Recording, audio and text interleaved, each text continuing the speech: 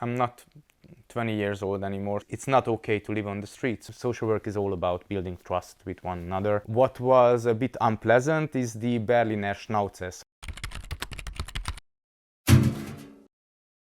So, Bálint, thank you that you made it to the iNetworker channel. So it's such an early hour. So because we are filming on Monday in the morning. Yeah. So the first question is how do you feel in general? So just in terms of your culture. So because you moved to Germany in 2014, just like me. Mhm. So I can't say that I am Russian in the terms that I used to be Russian. So just how do you feel about yourself? So have you been Germanized, so to say, or or still Hungarian? Um, that's a very good question. I think about it quite a lot in the last few months as I recently I got my first child, and that made me thinking, will she feel Hungarian?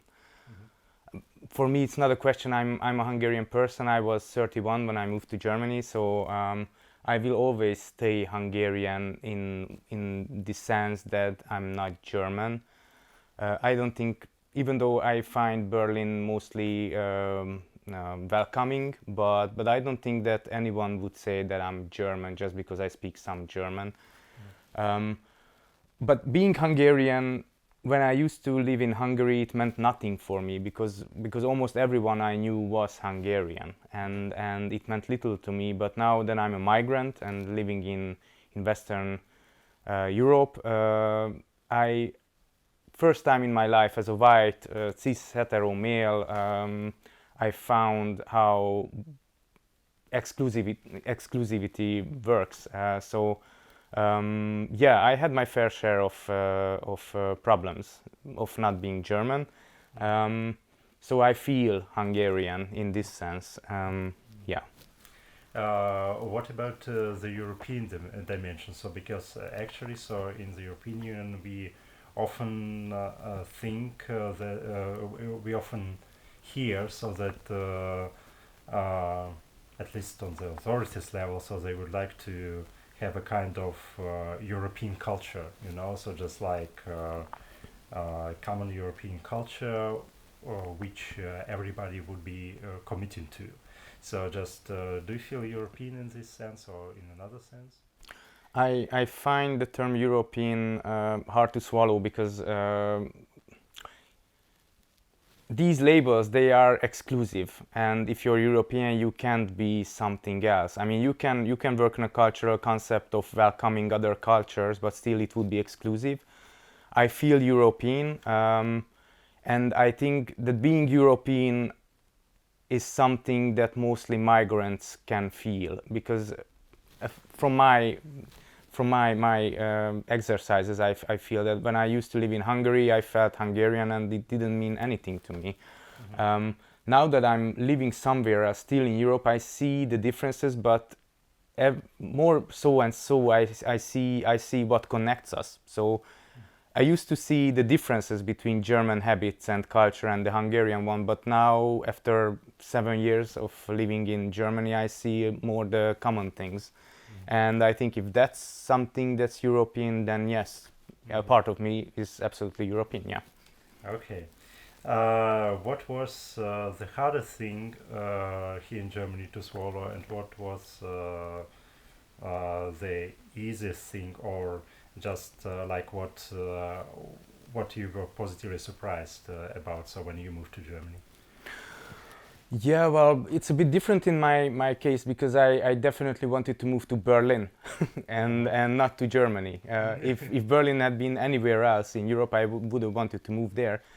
It was an odd decision because I never learned German in my youth. I learned some English and French, so it was a huge decision Yes, moving. but still you wanted to move to Germany and not to France, for example. So when Yeah. Yeah, we've been to Berlin several times, and we fell in love with Berlin, and not the techno club culture, but the sense of freedom what we felt, especially coming from the more and more authoritarian Hungary. And then we decided in 2014 to move, and I was pleasantly surprised that Berlin is not that German as I thought it would be. I only had prejudices and preconceptions of what German people are like, but I was glad to see that you don't have to be very überpünktlich, and you don't have to Super be punctual. super punctual.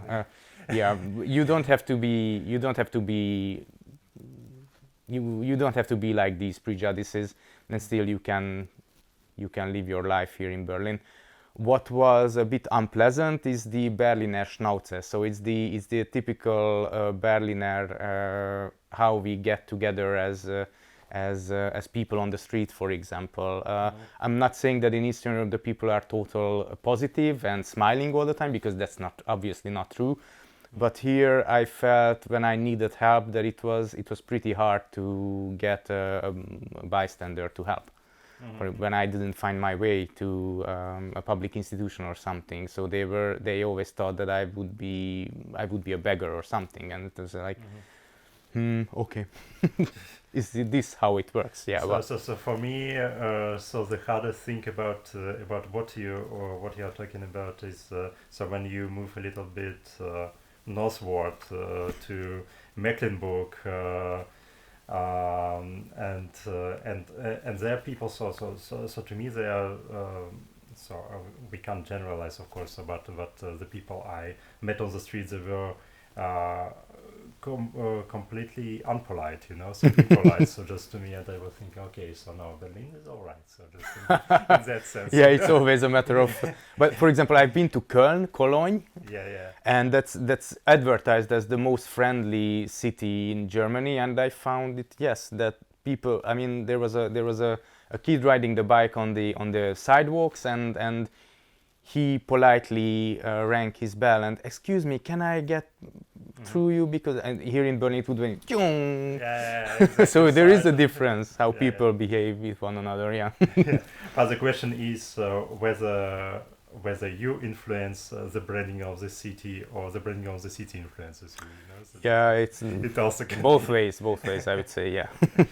Okay, so but you talked about your experiences meeting people on the street, asking for something, and so on and so forth. So, but as long as I understand, so your main occupation also here in Berlin now is constantly talking to the people on the street. So because you have been working with homeless people. So back in Hungary, you founded an organization. The city belongs to everyone, which made also artistic projects. So with homeless people. So now you are here in Berlin doing a comparable job. So is there any difference between homeless people there in Hungary and here in Berlin? I think that the position what people take on in different capitalistic societies, they are very much alike, and in this sense they have what I found visiting New York, Chicago, talking to people in Asia who work with homeless people, or Northern Europe, or here in Berlin and Budapest. They have very much in common because they encounter the same problems of not getting a job, of not being able to get a housing. So they're what they want is pretty same. It is easier to get help in Berlin, or at least to not die of starvation, as in Eastern Europe, but the problems are very much the same if you're homeless, especially if you don't have any possibility to get social help. Then you get almost the same treatment as back in Budapest, for example. You will get fed on most weekdays, and if it's really cold outside, then you will get some lodging. Really run down, empty school buildings with thin mats. You can imagine. It's pretty much the same. The level of keeping people alive who are on the street. If you're German or you had an address here and you have the possibility to ask for social help, then you have a better chance of getting first into hostels, and then if you're lucky and you're really it's all about luck and being persuasive, then you might in the end find a flat with some other people in the suburbs. There is still this perception in a part of the population that this problem wouldn't affect me for sure. So, but in general, so what we can observe also with the migrants coming from Middle East or from Africa and from actually from the countries which used to be more or less stable. So, but then something happened and they went to this. They had to migrate. So and they ended up with being on the streets. So the recent examples from Belarus. Yes. So this is also just using migrants for their political purposes. Yeah. So and I know that so in Hungary. So you have left Hungary, so by that moment already. So, but in 2015, so there were many people going through Hungary, trying to reach Germany, and we had also the so-called migrant crisis. So, just what can you do about these people? So, who used to have probably good jobs, so back in their countries. So, but they're just in this situation, they also could have been quite wealthy, you know. So at some moment. So but now they're here in Europe and they do not have too many rights, as you mentioned. So what can you do about it? Yeah, well, it's a special kind of problem. It's, as I said, every particular case is different from another. It is a different kind of problem if you have someone who was not born and raised in Europe in the sense of being European, and it's not about values. I think it's about how you do cultural exchanges with one another. So it's good. This is what I think is really important, that we should have people who understand both cultures. And through this they can communicate better with people who are in hard situations, especially when they were migrants from the Middle East or from Africa. Language barriers, of course, but also you have to know the hidden patterns, how to communicate with one another. Of course, everybody learns from these exchanges, but it helps if you have someone who doesn't only speak their language but also know how to get trust. So social work is all about building trust with one another, and it's easier if you know the cultural codes. Yeah, so this is my next question actually. So how to communicate? Well, so you say that every case is particular, so you can't generalize, of course. So, but maybe you have some secrets how to communicate, how to approach the homeless people. So here in Berlin, yeah. So because I also I'm a subscriber of Nebenan.de network. So this is a neighborhood network here in Germany, and there used to be quite fierce discussion about a supposedly homeless person. So here not far from the station of Südkreuz in the south of Berlin. So that so because the people wanted to help this person, but at some moment she was approached by so many people at the time, so that she was just overwhelmed with this, you know. So, and there was also a very interesting comment, so that actually, well, so guys, you have been speculating that she's homeless, but maybe she's not homeless, yeah, you know. So just and then you just give certain attributes to this person, so without knowing her properly. So and even if she's so her outlook is not that impressive, you know. So just but it is her choice. If yeah, especially in Berlin, it might be her choice, yeah, you know. So just, and so on and so forth. Yeah. So how can you approach those people? What is the right way to do so? Yeah, I think it really helps. I think social work has been professionalized in most parts of Europe, and it helped a lot in these situations, but it also cut off from the neighborhood help, because if you have professionals who are trained to do this, then you would call them, there is a homeless people I know, please help him or her, and then your case is closed. And this is not how society should work, and this is not how society works, because as I learned from homeless people who managed to get out of homelessness, they couldn't have made it if the people who know them hadn't helped them. So and it's not only family. In most cases, it's not family, but people they know and people who help them because they wanted to help. So this solidarity is needed in order to help most people living on the streets. You can't help everyone who lives on the street.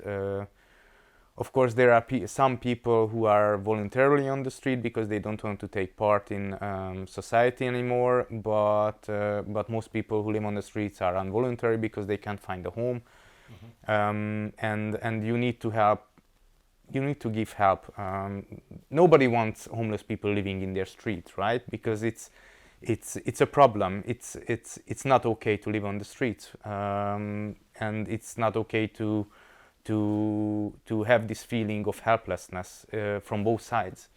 And this is how social work and neighborhood organizations should work together.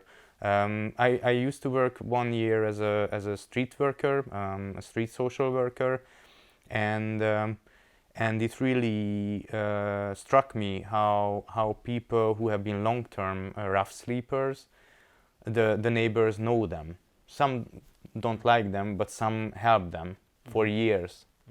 And one way this is something that keeps them there where they are, but in other way, in most cases, it helps them to feel solidarity. And if you feel some solidarity, then you feel not alone. And I think that's one of the first steps what you have to take in order to be able to get out of homelessness. So, but you as a social worker, so you see a homeless person. So just like, so what is your approach to this person? So what do you start with? Well, you have to meet them, and you have to greet them. And yeah, here in Berlin, you have to try to find out whether they speak English or German, or you have a common language. And then you have to be open to them and ask them open-ended questions. One of the first would be if they are homeless, and have they been living on the streets, or where do they live? Have they what hardships they encounter, and how do they feel they could need help.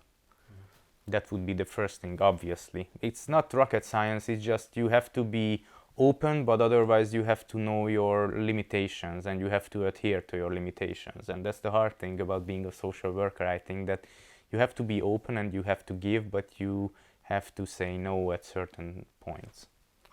And that's make it really hard to have these relationships with people. Yeah, thank you very much for these hints. So I hope so that the audience would be more aware of how to approach presumably homeless people on the street. You know, so because so you never know. I would like to change a topic and also talk about another a project of yours, Freie Ungarische Botschaft, or Free Hungarian Embassy in English. So actually, what was the idea behind this initiative, and how have you progressed so in these years? Yes, Freie Ungarische Botschaft was founded almost 5 years ago already. Yes. 2017 or 2017, March or April of 2017, we started to meet. By then, there was a demonstration in front of the Hungarian embassy on Unter den Linden, right next to Brandenburger Tor, the Brandenburger Gate.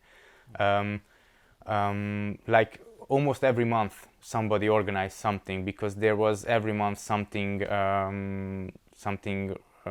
fantastically, utteringly disgusting going on in Hungary, and most Berliner Hungarians felt that we should make our voices heard somehow.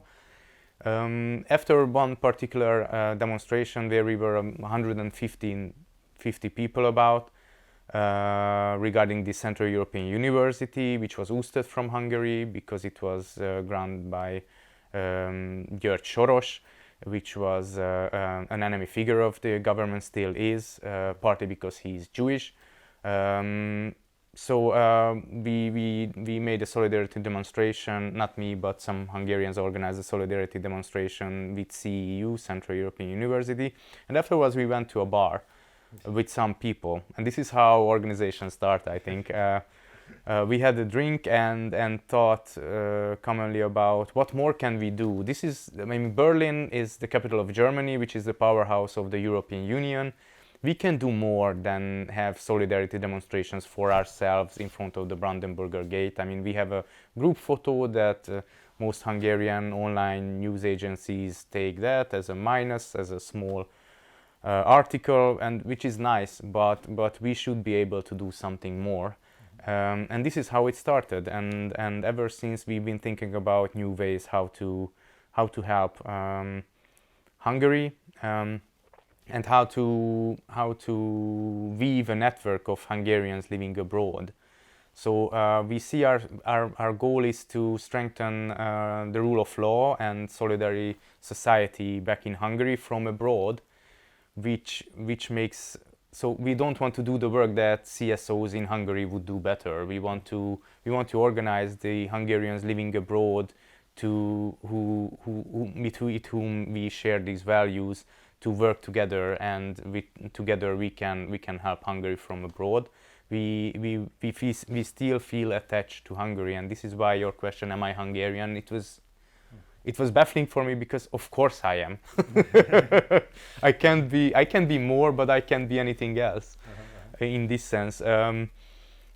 Yes, and ever since we've been doing projects. First, when we met at our first event ever in the summer of 2017. Oh, it was the first event. Yes, that was the first ever event what we did. It was the middle of July. We thought that no one would come because it's summer in Berlin. But there were more than 100 people, which surprised us. We had to find a bigger venue, and it was in English, because back then most of us didn't speak any German, and we thought that with the international scene here in Berlin it would be better to speak English. And it was a huge event suddenly, and most of the people were not even Hungarian who came, but other Eastern Europeans and migrants who also wanted to find an answer to the question, what can I do for my home country from abroad? And that's what started this common thinking, how can we work together? And I'm glad we could work together with similar organizations here in Berlin like us, with other Eastern European migrant organizations. Yeah, so unfortunately, this so-called populism, I do not like the term too much, but still, common sense about populism. Unfortunately, populist governments in the east of Europe, in the middle of Europe, southeast of Europe, have been on the rise. So also with the Czech Republic, there are some hopes, that this wave would be over soon. And do you feel that actually it is the decisive year for Hungary as well? So which we have been living in now, so that probably so Viktor Orban would be not a prime minister anymore. So though he has ambitions to candidate, of course, for the next term. So with the Fidesz party. Yes, it is. It is a very important year. I mean, I'm not 20 years old anymore, so I know that when first you don't succeed, you have to try again.